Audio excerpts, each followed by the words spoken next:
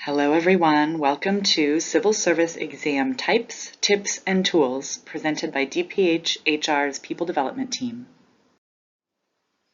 What will we cover today?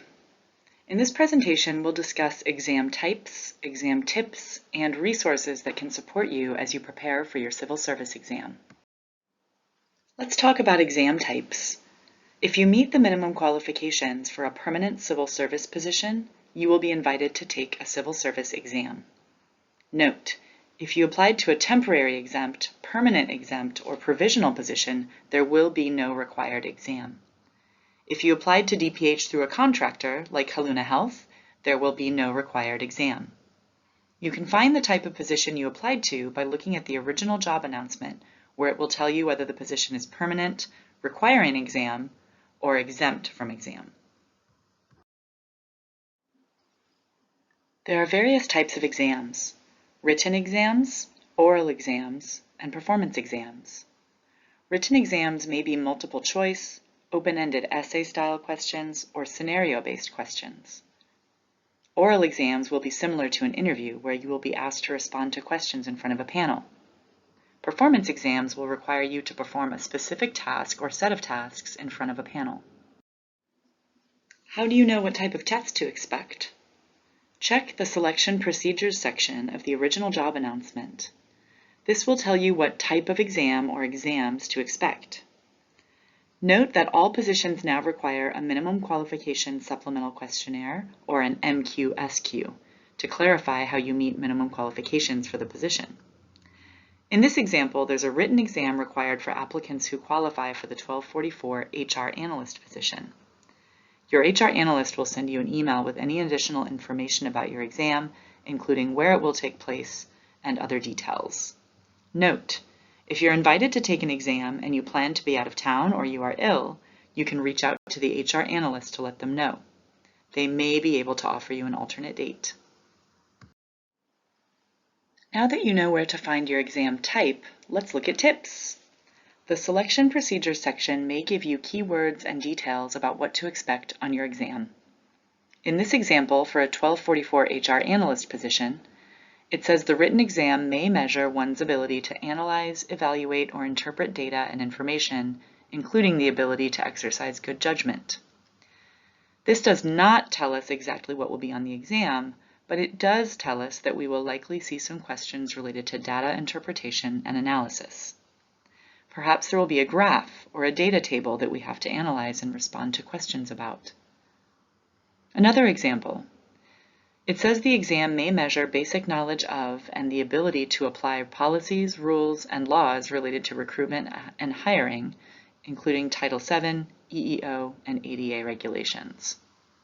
I can likely expect to see a section of, for example, an EEO policy, and I may be asked to respond to questions about hiring and recruitment relating to that policy. Now you might be wondering, but how do I prepare? Well, the good and bad news is that you cannot know what will show up on the exam. You can refer to selection procedures to know what to expect. In the previous example about EEO policies, you might refer to the Employee Handbook to review the EEO policies and fair hiring practices for City and County of San Francisco. You may do a Google search on fair and equal hiring practices in the state of California. You may even use your own experience as an applicant to an employee of the City and County of San Francisco to prepare for the exam. The key here is use what is useful from the job announcement selection procedures section. It may reduce your anxiety to think through possible questions. It may increase your anxiety, in which case I'll share some other tips that will be just as useful before your exam. Another exam tip. To reduce your anxiety before the exam, remember to be kind to yourself. You met the minimum qualifications, you are qualified to take the exam, and you are a worthy candidate. Remember to take care of yourself. The basics are the most important. Have some food, drink plenty of water, and try to get some sleep before the day of your exam. In the best case scenario, you pass and rank high. If you don't rank as high as you'd like, you now have the experience of taking a civil service exam and you'll know what to expect next time. Another tip, should I buy a prep manual? In my opinion, the answer is no. Unless you have the time, the money, and the energy to dedicate to it, I usually don't encourage purchasing prep manuals. I've also found that many civil service exam manuals are too generic, and the answers to the practice questions are sometimes incorrect when applied to our very local and very specific policies and practices in San Francisco. As mentioned before, use what is useful. If going through a multi-page manual will reduce your anxiety, go for it.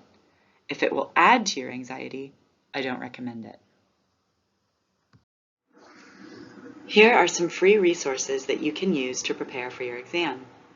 Review the Employee Handbook for policies and best practices specific to the City and County of San Francisco. You can access manuals on SFDHR's website that give you tips on multiple choice exams and supervisor and management test batteries. If you have a qualifying disability, you can look into the Access to City Employment page for positions that do not require civil service exams. You can also search YouTube and Google for exam prep tips if it will reduce your anxiety before the exam. Note that all links are live in the description section of this video. More resources. You can follow this link to free practice civil service exams, and if you have an SF Public Library card, you can use their Learning Express resources by searching for Civil Service Exam electronic resources. Note that all links are live in the description section of this video. After your exam, you can access de-identified results, including information about how long the ranked list will last, how many individuals ranked within the certification rule, and other details. Thank you for listening to this presentation on civil service exam types, tips, and tools. Wishing you luck as you prepare for your civil service exam.